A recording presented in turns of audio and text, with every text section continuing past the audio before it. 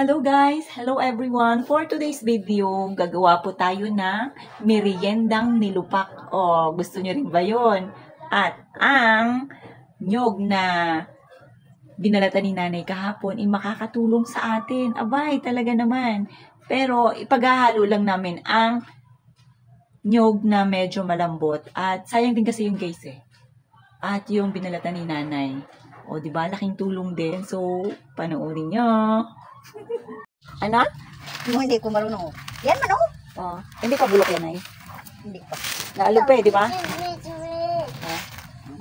Gulo-gulo, oh. Tingnan mo kanal. Pwede yan pang ano, pang padingas, pang pausok para hindi tayo lalamukin dito. Oh. Di ba, Nay? Halugin mo, Nay. Halugin mo lang.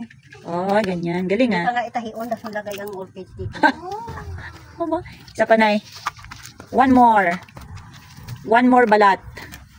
Era pa, hindi lang sa pag- Oh, ganyan lang yan, guys. Ang magbalat ng nyug. Pwede na yan ibenta sa palengke. 30 pa ito? 30, 35. Ay, 30.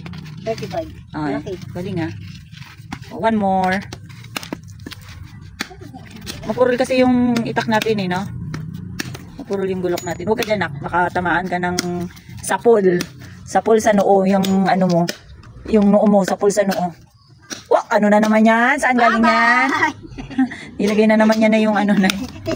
So, ito na yun guys. Pinaghalo lang namin ang nyog para kahit papaano makatulong naman at mapasarap ang ating merienda.